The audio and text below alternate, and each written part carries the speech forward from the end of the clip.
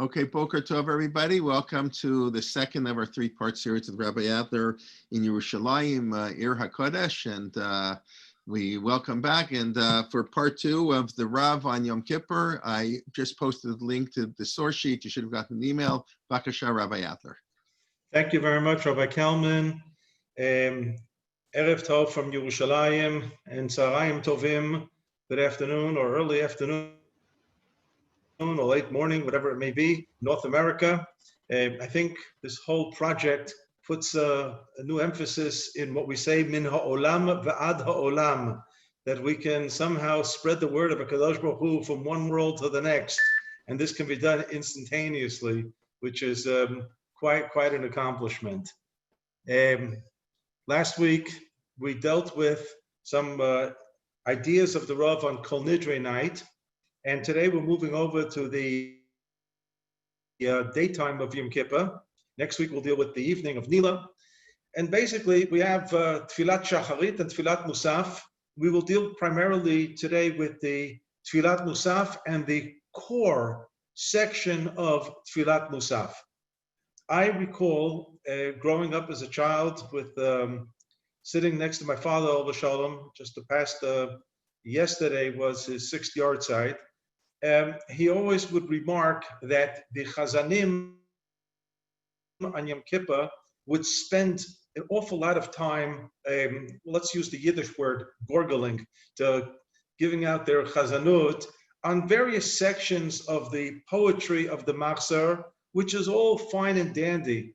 But when it came to the section of the Avodah, the service of the Kohen Gadol in the Beit HaMikdash, where the Chazan is reenacting to a certain degree that which took place in the Beit HaMikdash, there were Chazanim who just put their heads down and stepped on the gas and went full speed ahead with very, very little to say out loud during the section of the Avodah.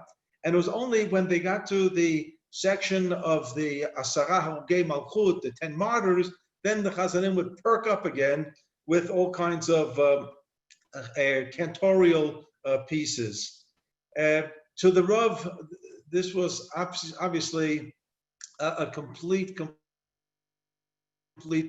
misguided type of understanding of the Machzor, to the extent that the Rav believed that the Avodah, the section in the Musaf of Yom Kippur, that the Chazan is now going to reenact, as I say, the Avodah, the service of the Kohen Gadol, which was unique in the Beit HaMikdash. Once a year, by one person, there was a solo activity going on here.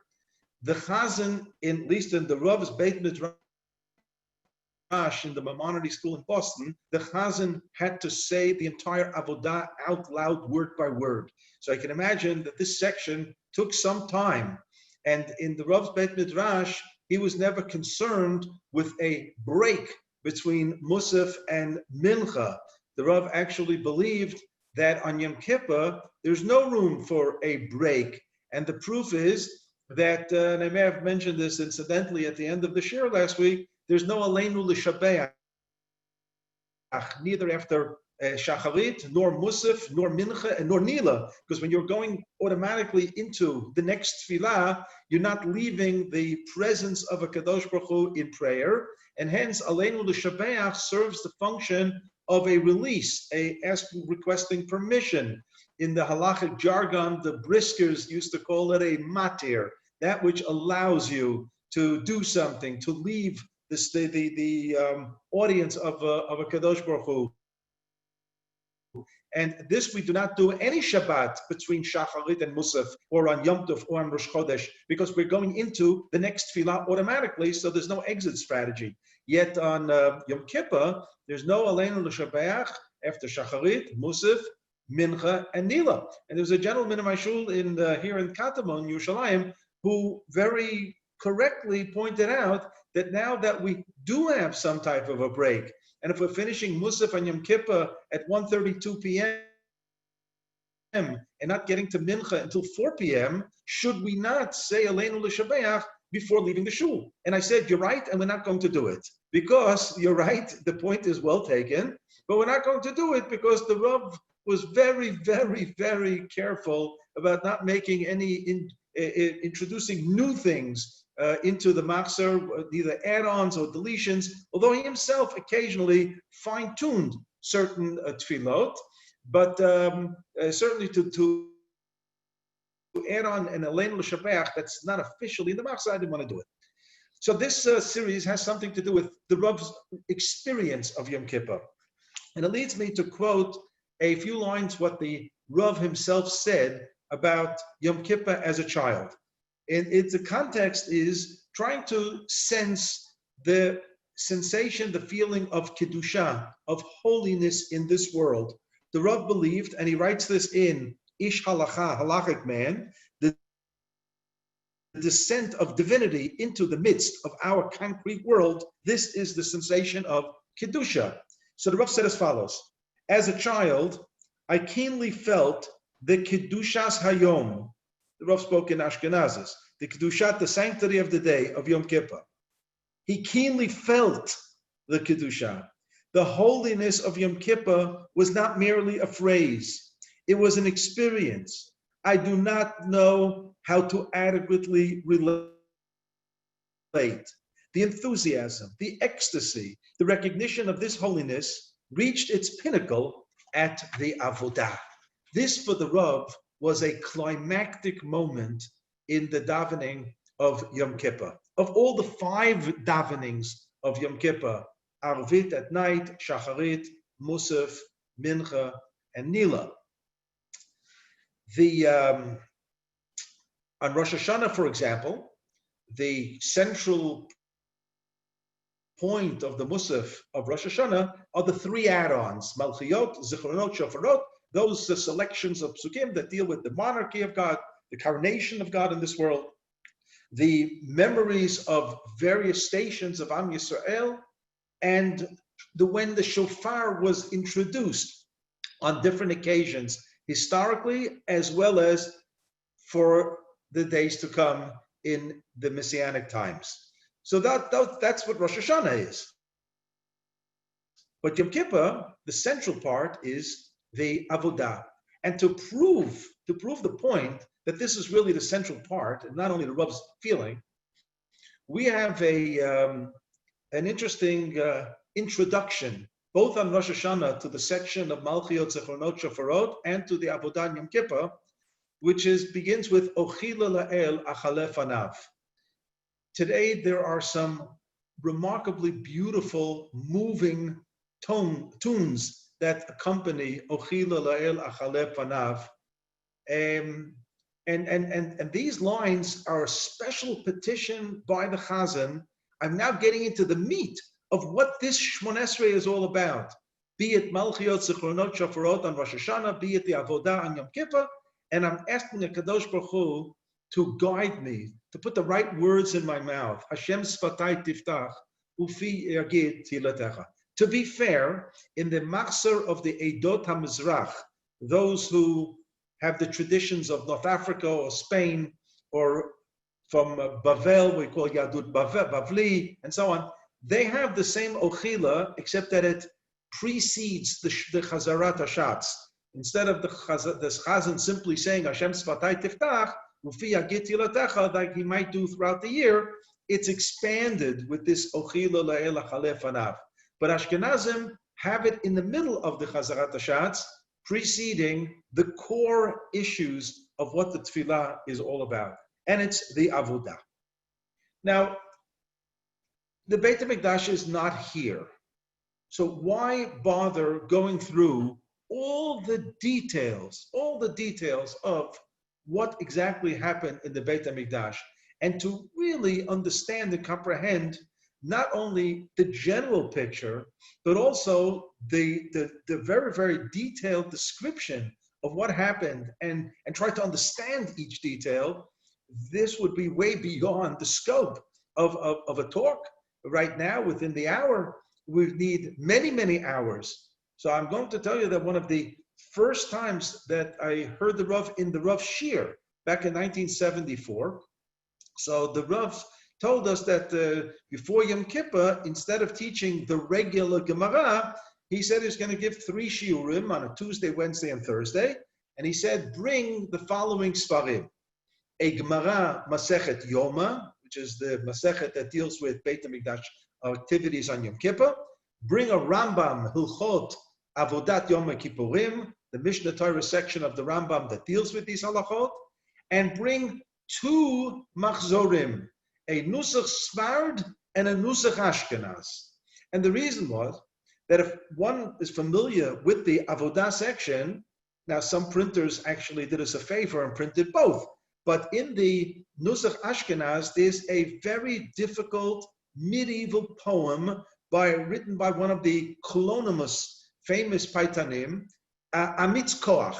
It takes us back to creation of the world, and it deals with Adam and his sin, and it moves on to the next generation, moves on to Noach, and moves on to Abraham Avinu, and moves on to Yitzchak and Yaakov, and it brings us all the way down to Aharon to Shevet Levi, and then to Aharon Kohen, and here we are, Aharon Kohen, who's the Kohen Gadol, and now any particular Kohen Gadol. Nusach Sfard also begins with creation of the world. It begins with Ata Konanta, and the Hebrew is much easier to understand, and this is very typical of the difference between the Ashkenazi and Sephardi poetry that we have in the Slichot, for example, where the Sephardi Slichot are generally comprehensible to anybody who has a fairly good knowledge of Hebrew, and the Ashkenazi, you can be an expert in Hebrew and break your teeth over the words and not understand what you're saying in the various poems of Slichot, or the keynote for that matter, on Tisha B'Av. And that's what the Amitz Koach is. And what the Rav does is he contrasts the halachic positions of the Rambam representing the Sephardi tradition of how the Kohen Gadol did the service, with Rabbeinu Tam, who's Rashi's grandson, representing the Ashkenazi tradition. So how did the Mr. Kohen Gadol do the service in the Beit HaMikdash? The answer is we don't have a clue. He either did it this way or that way. So if the Kohen Gadol's grandfather came from Germany or Hungary or Poland, he most probably was an Amitz Koach man. And if the Kohen Gadol stemmed from North Africa or Spain, he did it the Ata Konanta. Of course, I'm not serious about that. We don't know what went on in Beit HaMikdash. And the Rav said, what went on in Beit HaMikdash was a factor of the Sanhedrin, the Beit Din HaGadol, the high Supreme Court that sat in Beit HaMikdash, and halachically decided for every generation how the Avodah was supposed to take place. And as the Torah says in Parshat Shoftim, "Muvatat al el Kohen bel Shofet asher giyeh bayamim haim," you go to the judges of your generation, and Chazal say, "What do you think? You're going to go to the judge of your great grandfather?" It says, "Ein lecha el Shofet shebedorecha." You have your judges in your generation, and you follow them. Do not make a detour left or right. Lo tasur ben hadavar she'yagidu lecha yamin u'shmol. Whatever they tell you to do, you do. And unfortunately, with the collapse of the authority of the Sanhedrin, the views remained views, and they surface in the halachic literature of the Middle Ages, the Rishonim, Rabbeinu Tam saying one thing, and Rashi and Rambam saying something else. And in the poetry, these views are reflected. So you can imagine the greatness of the Rav going through the poems of the Ata Konanta, the Sephardi, and the Amitz Koach, the Ashkenazi, and what he has in his head are the views, the halachic views that are found in the Tosfot in Masechet Yoma and the Rambam in Hilchot Avodat Yom Kippurim. And I would tell you as follows: each shiur that week was 3 to 3.5 hours long. One went actually 4 hours. When the 3 shiurim were finished, it was almost 10 hours of learning. The Rav closes all the Sfarim, and he does a review, an oral review of every single thing he said in those 10 hours. He says, now let us see what Mr. Kohen Gadol, Ishi Kohen Gadol, as the Chazal call him, Mr. Kohen Gadol, sir, what did you do from morning to night? And he goes through it point by point, by heart, in accordance with this view. According to Rabbeinu Tam, you do this now. According to Rambam, you do that now. And he goes on, and he finishes. And the Rav breaks out in a big smile. And he says, will you please invite Ishi Kohen Gadol in? because I finally figured out what I'm going to do in the third Beit HaMikdash. I'm going to be the private tutor for the Kohen Gadol, for the Avodah. I'm going to teach him. The Rav was so satisfied and content that he had a handle on the material. He felt he would be qualified to teach the Kohen Gadol and guide him what to do. And this came against the background of the Rav coming from a family who are Levium. His great-grandfather was known as the Beit HaLevi. Soloveitchiks were Levium. And the name Soloveitchik, by the way, is nightingale. And nightingale is a singing bird. And here in Israel, we had a president of the Supreme Court who was born Soloveitchik, changed his name, Hebraicized it to Zamir, which comes from the word Zemer. So the Soloveitchiks were singers. And the Levium were the singers in the Beit HaMikdash. Except, as the Rav said many times over, and I personally can confirm this, the Rav was not blessed with musical talents, and he knew it. So he said he would not be in the choir or the orchestra of the Beit HaMikdash. So he's trying to figure out, what is he going to do in the third Beit HaMikdash? Well, there was another task, to be the honor guard, like a doorman of sorts, but an honor guard. And the Rav said, Zakein v'lo lefi chvodi. The status that he had as a Talmid Chacham, it would not have been appropriate for him to stand there at the gates of Beit HaMikdash. What you might say in Yiddish is pastnisht. It's not appropriate. He actually felt that this wasn't for him. And he was groping for a task in the third Beit HaMikdash, and he found it. He's going to be the private tutor of the Kohen Gadol and teach him how to do the Avodah. Now, there's an interesting detail that happens in the Beit HaMikdash with regard to the Avodah, and that is there is a ceremonial reading of the Torah of the Avodah itself. Now that we read it because we don't have Beit HaMikdash, fine, we have Kriyat Torah, we read it. That we say it in Musaf, fine, we don't have Beit HaMikdash. Why exactly did the Kohen Gadol, after he finishes everything, almost everything that had to be done, there was a moment that he takes a step out of the bounds of the main part of Beit HaMikdash, and he starts reading the Torah. So from where do we know that we actually have an obligation to read the section of the Avodah? So it's interesting. The Gemara makes reference in Masechet Yoma. It's Daf Lamed Vav Amud Bet 36b, and the Gemara talks about the order of confession. Now we know that there are three different categories of sins. There is Chet, Avon, and Pesha. Each one representing a different degree of responsibility, deliberate, accidental, with thought, without thought, as a type of rebellious act against God. So the order of the vidui, the confession, the Gemara tells us, how did the Kohen Gadol say vidui? Or how should we say vidui on Yom Kippur? The Gemara says, Ketzad mitvadeh.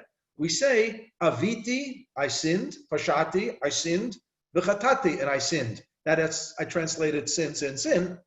But obviously, avon, pesha, and chet are three different things. So the Gemara is going to tell us what the differences are. And the Gemara says, why should our vidui take place in this sequential order of avon, pesha, and chet? He said, because the Sa'ir HaMishtaleach, that goat that was going to be sent to the Judean desert and thrown off the cliff. So before that happened, the Kohen Gadol had to confess in the name of all of Klal Yisrael. V'chein b'Sa'ir HaMishtaleach. It says, V'tvadeh alav et kol avonot b'nei Yisrael, avon, v'et kol pisheihem, the psha'im, l'chol chatotam. So in that pasuk, you have an order, avon, pesha, and chet. Now, remember when we say al chet, we say v'yal kulam Eloha slichot, slach lanu, mechal lanu, kaper lanu. Each one has an antidote. There's mechila, slicha, and kapara that correspond to chet, avon, and pesha. If you want to know which one goes where, open up Musaf on Rosh Chodesh, where it says limchilat chet, lislichat avon, and then there's a third, which our custom is only to say it in a leap year, ulechaparat pasha. And that's a shir in itself, have that happened. But in the original version of the Tefillah of Rosh Chodesh, you had all three.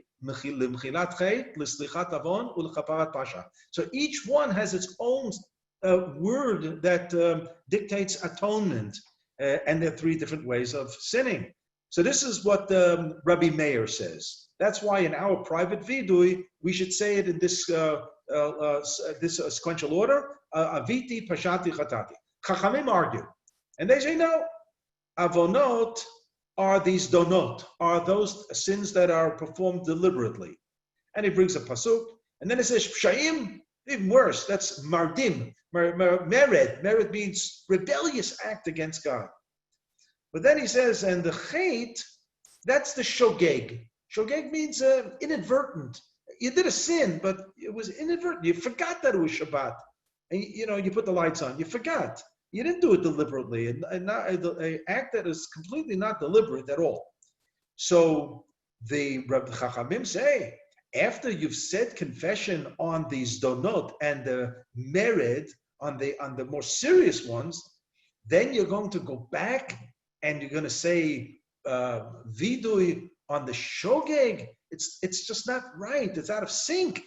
Work your way up. Start with the shogeg, with the inadvertent, then work your way up to the more serious.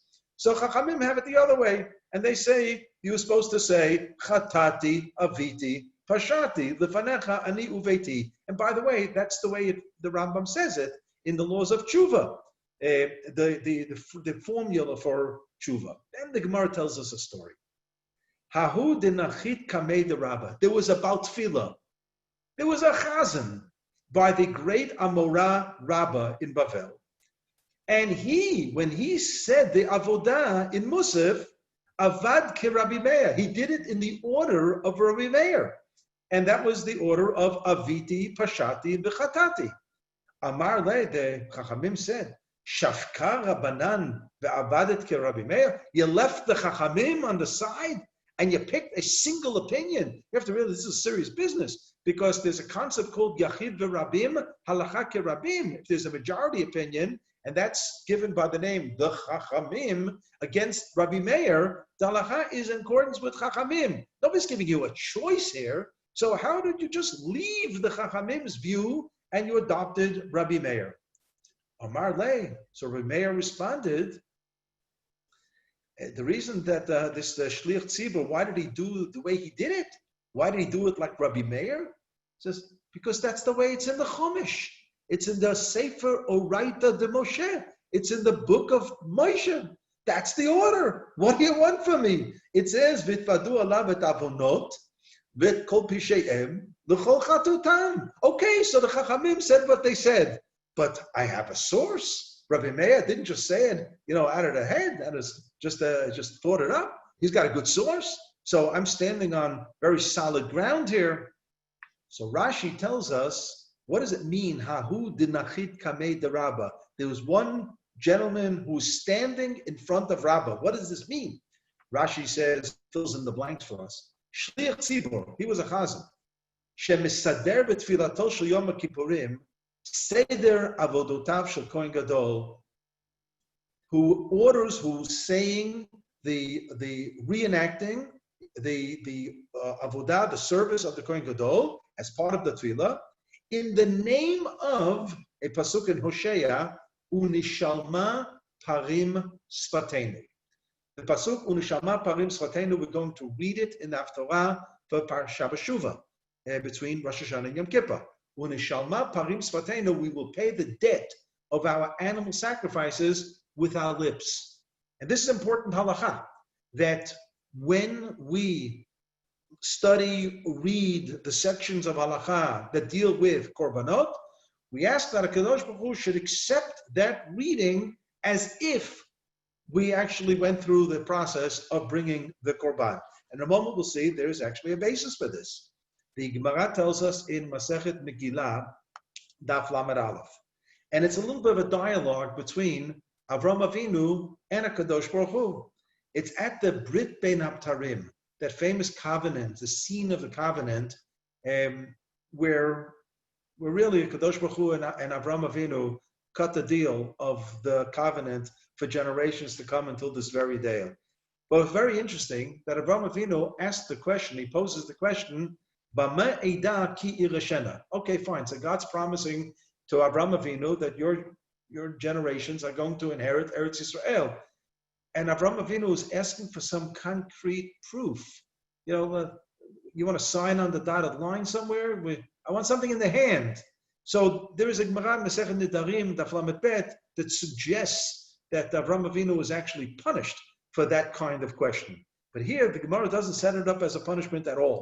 It sets it up as a dialogue. Amar Avraham Lefnei HaKadosh Baruch Hu. Avraham says to God, Ribono shel olam, Shema chas v'shalom Yisrael chot'im lefanecha, v'ata oseh lahem kedor hamabul kedor haplaga. Fine, so you promised me Eretz Yisrael, but what if my descendants sin, and then you're going to decide to end it all with them, like you did with the generation of the flood, or the generation of the Dor HaPlaga, where everybody was mixed up and so on. Great punishments can happen. And Avraham Avinu was quite worried. Amar lo, Kadosh Baruch Hu responds to Avraham, Lav, no, that won't happen. Amar lefanav, so Avraham said, Ribono shel olam b'ma'ida, how do I know? How do I know that won't happen? So Amar lo, God says, Chali egla mishuleshet v'ayil mishulash. Take the animals, the calf, and this and the birds, and we're going to go through a very, very strange sacrifice of cutting them in the middle, and you're going to walk between them. And this is a sacrifice. The sacrifice is going to be the tangible sign, the contract, if you may, that this brit, this covenant, is here to stay. So Avraham Avinu follows, and he says, Amar lefanav Ribono shel olam, that's really fine. Teinach, that's fine. Bizman shebeit hamikdash kayam, when the temple, the Beit HaMikdash, is up and running and functioning. Bizman she'ein Beit HaMikdash kayam mati alehem. What's going to happen with Am Yisrael after the destruction? So HaKadosh Baruch Hu responds, Amar lo, kvar tikanti lahem seder korbanot. I've arranged for Am Yisrael the text of the korbanot. Kol zman sheko'im bahen, as long as they're studying, reading and studying it, ma'aleh ani alehem ki'ilu makrivim lefanai korban, I will consider it as if they've offered the sacrifices, umochel ani al kol avonatehem, and I will atone and forgive for all their sins. You have here an agadic basis for the understanding of unishalma parim svatenu. We pay the debts of our animal sacrifices, the oxen or whatever the animal should have been, in accordance with the book of Vayikra, and the Kadosh Baruch Hu is willing to accept it. And he accepts it because our lips are reading and affirming these mitzvot as well. So this is really what Rashi is saying, that is why the Chazan goes through the motion of the Avodah. For in essence, he is the Kohen Gadol for this particular community. So while when there was Beit HaMikdash, there was only one Bayit and one Kohen Gadol, I'll say parenthetically, there was an attempt in the Second Temple era to set up a competitive temple on Egyptian soil in Alexandria, and was known as the House of Chonyo, and there was a skirmish of two brothers who was going to become the Kohen Gadol, a political issue, and unfortunately, and they set up a competitive Migdash on Egyptian soil. But today, we don't have Beit HaMikdash, but we have what's known as Mikdash Me'at, miniature Beit HaMikdash, and that's a Beit Knesset. So we have a miniature Kohen Gadol who's playing the role. He's functioning as the Kohen Gadol for the particular community. And therefore, he is going to perform the Avodah with his lips. Unishalma parim svatenu. Now, this makes sense according to the view that we only add the section of the Avodah in Musaf, which is our machzah. And I'm not here to scare you, just to teach you that there's another view out there. And that's a view mentioned in the days of the Geonim. It's found in the collection called the Otzar HaGeonim, and that the Avodah was to be included not only into Musaf, but into every davening of Yom Kippur. So we have 5 davenings on Yom Kippur: Arvit, Ma'ariv, Shacharit, Musaf, Mincha, and Nila.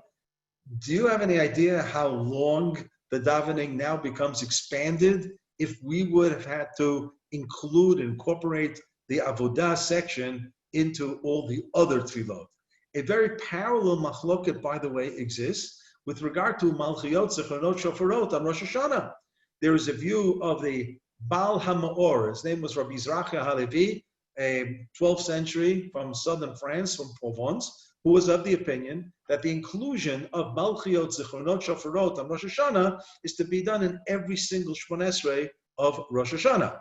We don't hold like that opinion, and because that would also may expand the Shachris, the Ma'ariv, the Shachris, and the Mincha, as we have it in Musaf. But with regard to Yom Kippur, there is a view out there, and the Rav was concerned. What's behind that kind of a view? We understand the view that we practice. It's only in Musaf, because it's Musaf, which is the tefillah that reenacts the korban, the sacrifice. That's what Musaf is all about, whether it's on Shabbat, Rosh Chodesh, or in any other Yom Tov. So no different for Yom Kippur. But why would we mention the Avodah in Arvit and Shacharit and in Mincha and Nila? Why? The Rav had only one possible answer, and that the Avodah represented the sanctity of the day. The sanctity of the day. It goes beyond the concept of korban and reenacting that which went on in Beit HaMikdash. If you ask, what is Yom Kippur? The Rav would say it's personified or explained by the Avodah. And hence, when we say in Ma'ariv and Shacharit and Mincha and Nila, V'atiten lanu Hashem Elokeinu be'avat Yom HaKippurim hazeh, God has given us Yom Kippur, limchila, l'slicha, u'lechapara, v'limchol bo et kol avonotenu, we would have to expand on this with the Avodah. The Avodah is that which is the agent that grants us limchila, slicha, and chapara, relevant terms for all the tefillot of Yom Kippur. And hence, the Rav felt it would be attached to the definition of the Kiddushat Hayom, the sanctity of the day. So even though we don't do that, we only have the Avodah in the Musaf section, the Rav nevertheless sensed through the readings of the Avodah the essence of the Kiddushat Hayom, the sanctity of the day. So what did the Kohen Gadol do? Well, he did so much. You open the Machzor, you'll see he did so much. But at one point, he goes through the lottery. There's a Goral. And there is a Mishnah. If you have the source page, it's on Mishnah number 7. I'm reading from the 6th chapter of the Mishnah of Masechet Yoma. And it says, Shnei Seirei Yom HaKippurim. There were 2 goats that were brought before the Kohen Gadol. Mitzvatan, the proper way to do this, Sheyu Shnehem, Shavin b'mar'a u'b'koma u'b'damim, u'lefikartan ke'echad. They should look identical. They should be the identical height. They should have the identical monetary value, and they should have been purchased at the same time. The Mishnah goes on and says, well, what if we didn't buy it at the same time? How do we deal with this? Okay, but the mitzvatan means this is the real way to do this. We're talking about Siamese twins here. We're talking about 2 goats that you couldn't take them apart. They just looked identical. And then the Kohen Gadol goes through this motion of drawing lots. On one it says Lashem, with the Shem HaMafurash, with the Yud Kei Vav Kei. And the other one, it says La Azazel. It's going to the desert. And which he puts up the first one and on his right hand, and it says Lashem, puts it on the right hand goat. If it came up La Azazel, he'd put it on the right one as well. And the other one is one is Lashem, one is La Azazel. Lashem means that Sa'ir is going to be dealt with as a korban, and it's being offered inside the Kodesh Kodeshim, the Holy of Holies. The blood is going to be brought into the Holy of Holies, something that's not done throughout the year, only on Yom Kippur. The second one is going to be dealt with in a most cruel fashion by being led by a messenger of the Kohen Gadol, an Ish E.T., and brought to the desert, and then thrown off a cliff. And the Mishnah even describes the goriness of that sa'ir, that goat, rolling down the mountain, being broken up limb by limb. Ad shenasa evarim evarim, says the Mishnah. What is this all about? So there's a Ramban in Chumash, in Parshat Achrei Mot. He says a remarkable idea. He says this is a korban to the Satan. To the Satan, and that's a shir in itself. The Rav dealt with this. What does it mean, a korban to the Satan? Why are we doing this? But the Rav had an interesting idea.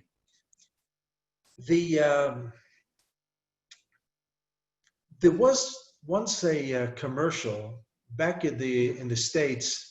I'm going back now to the late 50s and 60s. It was a mint candy called Certs. You can nod your head if it still exists on the shelf.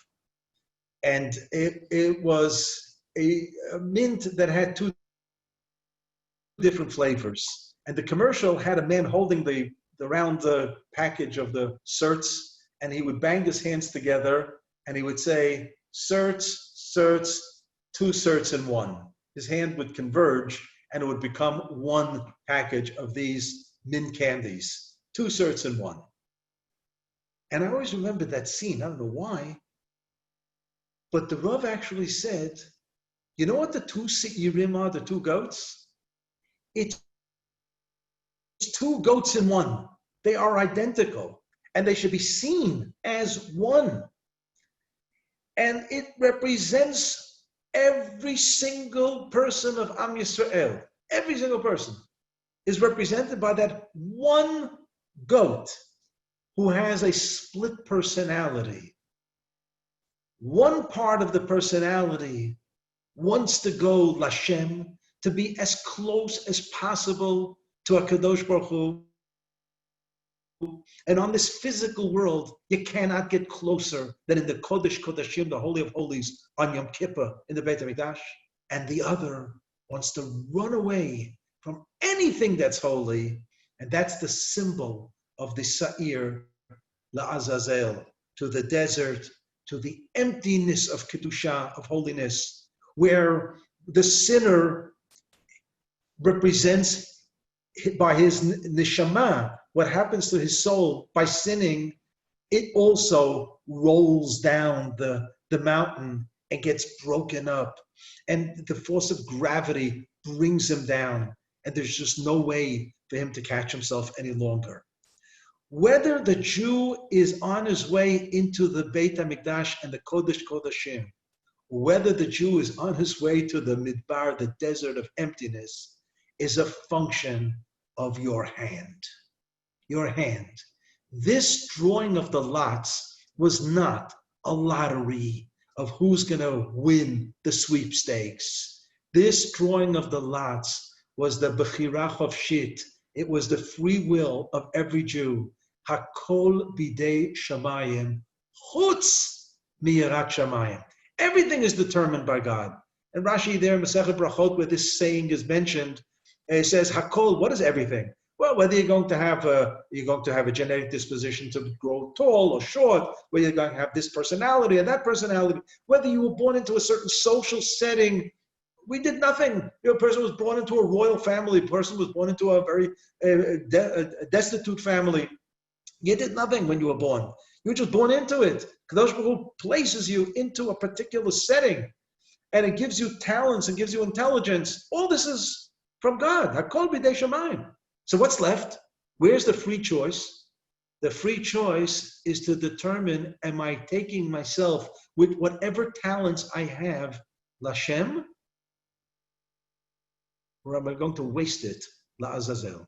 And the Kohen Gadol is making that choice for us. And he's showing us that these 2 Seirim, these 2 goats, are really one goat. It's each and every one of us.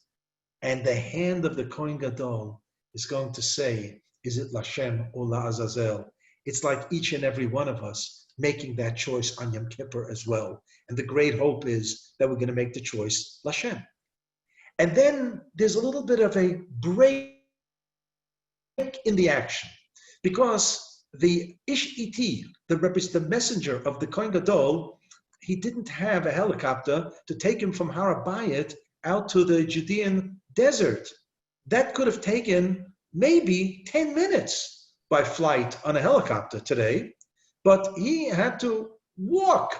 And the Mishnah tells us that at various stations on the way, they had booths, sukkot, booths. We call it butgalach. There were booths. They had food there. Because this Ish Itei, even though it was Yom Kippur, he had to get that job done. He couldn't faint. He couldn't drop from dehydration. He was allowed to eat and get to the place where he was going to throw that sa'ir that goat off the cliff. He's going to have to eat. But the Gemara tells us he never did. He never did. So why did they have the food there anyway? There's no, it's a psychological idea. If you know the food is there, then you can carry on to the next station because you know the food is going to be there. But in fact, he remained fasting until the end. And there was some type of signal when the Ish Iti arrived at the station in the desert. And the Kohen Gadol is now going to engage not in the continuation of the service, because there's some time here. I don't want to say, God forbid, to kill. Nobody's killing time. He's going to utilize the time for Kriyat Torah. And he leaves the Temple Mount. He leaves the Beit HaMikdash and leaves part of the area of the Temple Mount for the area that's known as the Ezrat Nashim. Now, let's not get confused. On Yom Kippur, it was not full of women. There were no women there at the time at the Ezrat Nashim. That Ezrat Nashim was used as Ezrat Nashim for Yom Tov when there was Aliyah Regel, and then there were masses of people. So there was an area that women entered at the Beit HaMikdash area. So this is where the Kohen Gadol, in a sense, descends from the area of the Beit HaMikdash, the courtyard, to the area of the Ezrat Hashem, which has Kedusha, but a lower level of Kedusha, and there he reads the Torah. And I remember the Rav several times asking the question, oh my gosh, why couldn't he read the Torah in the sanctuary, in the Beit HaMikdash? Why couldn't he read it in the yard, the Chatzer of the Beit HaMikdash? Why does he leave the confines of Beit HaMikdash to read the Torah? And it is a typical answer. The Rav says, I don't know, but there's one conclusion. I used to say that a lot. I don't know the answer, but there's one conclusion. What's the conclusion? That Torah doesn't have to have a specific location. And then, out of nowhere, he says, there's some people who think that you can only study Torah in Eretz Yisrael. What's wrong with my shir? He said this. He actually said this. What's wrong with my shir? And I was startled because I talked to him about it afterwards, exactly what he meant. He was taking a stab at those who felt that there is no authentic Torah study outside of Eretz Yisrael. And the rough point was that Kohen Gadol demonstratively left the highest place of Kedusha for a lower place to teach us that Torah can be studied anywhere. That's not the point where you're studying the Torah. So the Kohen Gadol indeed leaves that high point and goes to the Ezrat Nashim, and he reads from the Chumash. Now, what does he read? So in source number 4, the Mishnah tells us that he read from Acharei Mot, what we do on Yom Kippur morning, and then he rolled the Torah from Acharei Mot, which is in Sefer Vayikra, and it's not a long roll, to Vayikra Kav Gimel Parshat Emor, which is the section of the Chagim, which includes the few psukim about Yom Kippur. But then there's another station in the Torah about Yom Kippur, and that's Sefer Bamidbar, Parshat Pinchas, which is the Musaf. We use that for the Maftir. When it's not a rolling, or what you might suggest, why don't they just take out another Sefer Torah? He read that last part by heart. And he said, Yoter mima shekarati l'sneichem katuv kan uve'esor b'chodesh ha'pikudim korei al peh. more than what he just read in the text, on the parchment, he now read by heart. And this excited the Rav. Why should he read this third section, Ba'al Peh? This led the Rav to an entire discussion that the avodah that was done by the Kohen Gadol in such great detail actually is somewhat deviant from the exact order, the way it's presented in the Chumash, in Parshat Achrei Mot. And this is done as a deliberate step. The Rav pointed out that the Rambam will use the word seder, order, only in certain locations where he wants to make the point that if you do it out of order, it's as if you didn't do it. One of them is Shmon Esrei. The Chazal say Shmon Esrei brachot tiknu al haseder. So you have to say the Shmon Esrei in the sequential order. And the Gemara Masechet Megillah Yud Zayin even explains the connections from one bracha to the next. The Rav said it also with regard to Seder night. The Seder night has to be in order. It's not that the grandmother, the Bubba, the Safta, calling it Seder. The Halacha calls it Seder. It has to be done according to Seder. And that's why poems were composed for the population, like in the likes of Kadesh, Urchatz, Karpas, Yachatz. If you look in the Haggadah of Kasher, the Haggadah Shlema, you'll see 13 different songs of the order, because it was important in different communities that everybody had a handle on the Seder. And the one time that the Rama also uses Seder is with regard to the Seder of Avodat Yom Kippurim. It had to be done exactly in order. So if he would have done it exactly the way the specifications of the Chumash, he would have ended up changing his clothing and going to the mikveh fewer times that he was supposed to do this. We have a tradition that he will change his clothing 5 times, and before and after changing of the clothing from the regular Kohen Gadol uniform to the white Kohen Gadol uniform, to the regular Kohen Gadol uniform, to the white Kohen Gadol uniform. And this was done because any activity in Yom Kippur that was done by the Kohen Gadol, which was a regular activity, he did with the regular clothing called the Bigdei Zahav, the golden clothing that had the Choshen and the Ephod and the Tzitz and so on. Those activities that were uniquely Yom Kippur were done with the white, the bad, and that's why we wear a kittel, by the way, to remember that. And if he switched the clothing 5 times and he had to go to mikveh and wash his hands and feet each time before, that's 10 times. 10 times. Well, if you go through the Chumash, he's only going to have to change the clothing 3 times and wash 6 times. So in order to somehow get him to change again, we had to have some deviation. What does that mean we had a deviation? That the shovel of the Ktoret was deliberately left in the Kodesh Kodashim, and the Kohen Gadol made a special entry into it to bring it out that would force him to change again, and therefore it adds up to the 5 and the 10 that was required. Who said we have to have 5 and 10? The answer is the oral law, the Torah Sheba'al Peh. And the Rav quotes his great-grandfather, who he was named after, Rabbi Yosef Dov Ber Soloveitchik, known as the Beis HaLevi. He was the Rosh Yeshiva of Volozhina Yeshiva, later to become the Rav of Slutsk, and then the Rav of Brisk, Bresletovsk, and begins the dynasty of Brisk of the Soloveitchik family. The Beit HaLevi explains that there are 2 Chagim of Matan Torah, Shavuot, which is the Matan Torah of the written law, and Yom Kippur is the Matan Torah of the oral law. And the Beit HaLevi based himself on a phenomenal medrash that says that on the first set of Luchot, all of Torah, what we know today of the oral law, was also written, maybe in very miniature letters, on the Luchot. Whereas the second Luchot that were chiseled out, Psolach HaShnei Luchot Avanim, only had the written law, but did not have the oral law. And this was given on Yom Kippur. And therefore Yom Kippur became the great moment of acceptance of the Torah Sheba'al Peh. And that's why we had big problems with the Sedukim, the Sadducean sect, who did not want to accept the authority of our Chachamim on the oral law. And they did things differently. And there was some Kohanim Gedolim who identified perhaps with some of the Tzedukim, who were the upper echelons of society. They were the high society people in Eretz Yisrael at the time.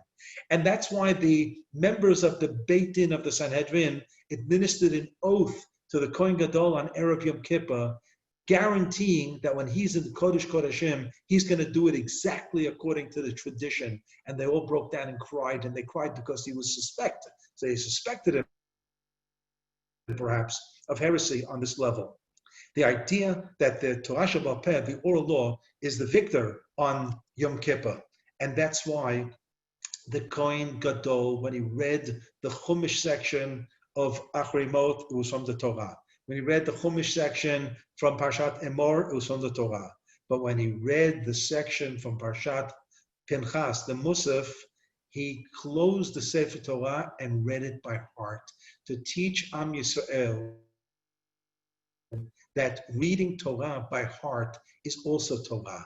And the Rav takes it to another level. When we write a Sefer Torah, so the parchment becomes sanctified. It becomes Gufo Kadosh, intrinsically holy. And anything we put around it, the mantle and the wrapping, that is called Tashmishe Kedusha. It's auxiliary.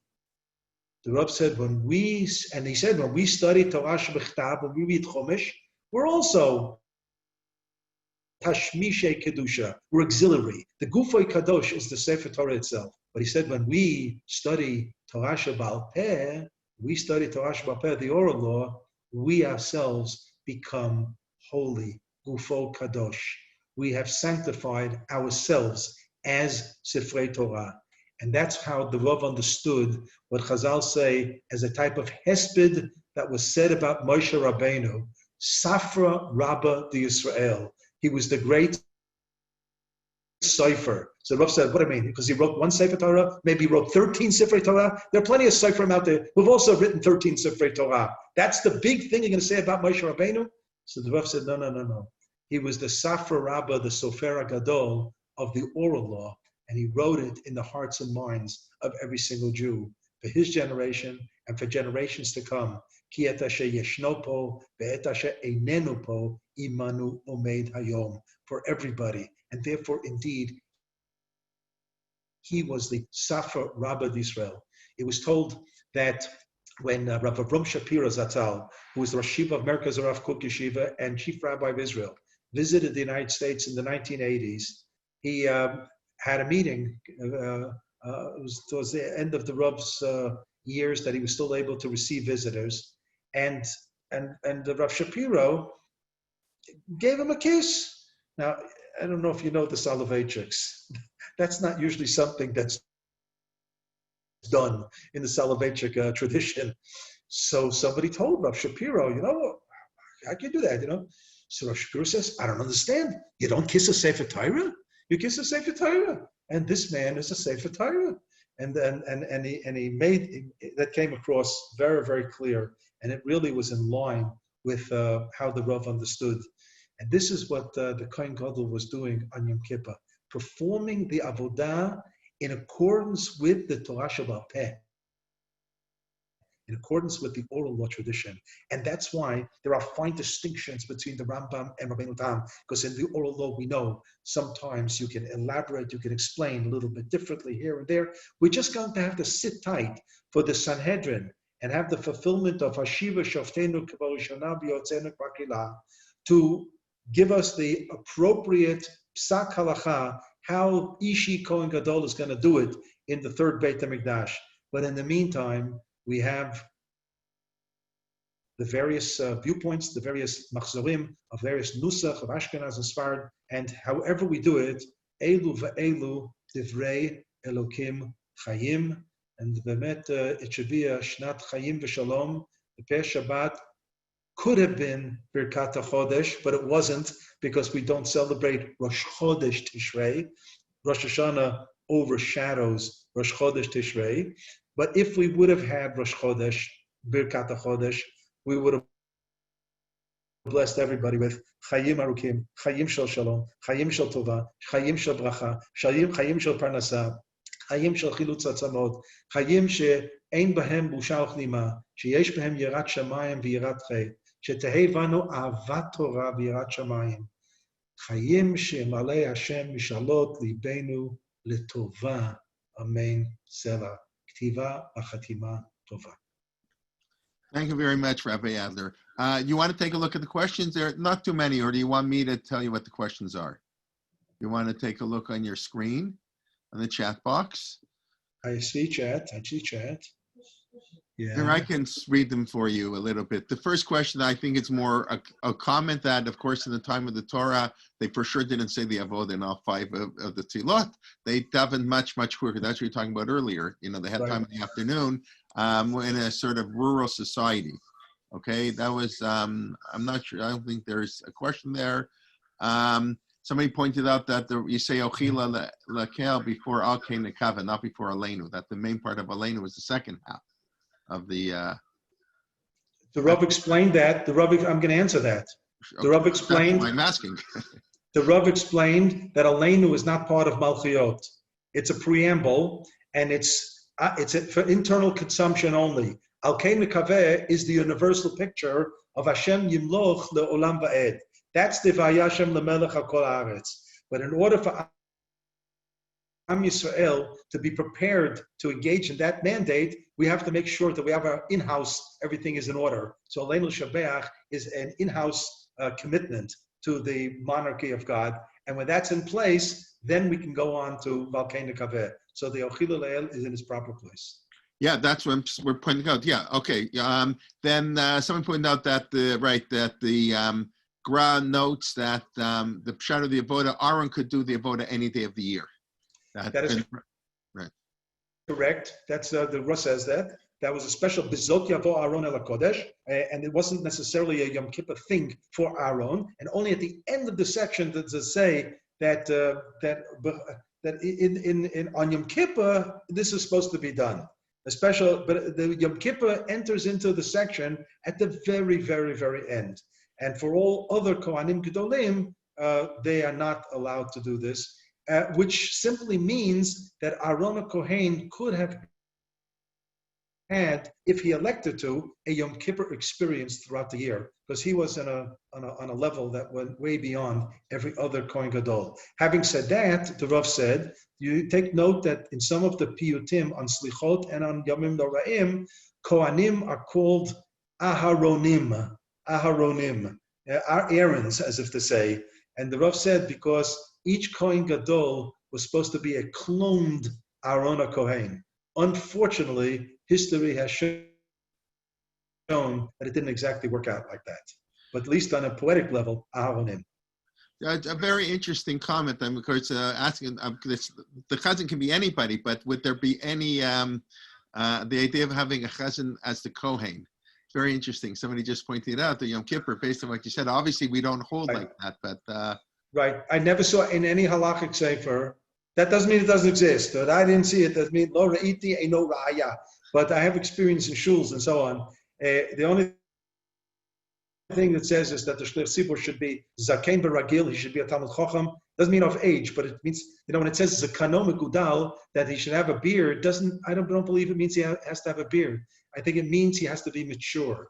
He has to be a mature individual. And that's translated halachically as at least 30 years old, and somebody who has a family and had been challenged in life with difficulties. That's more important than growing a beard.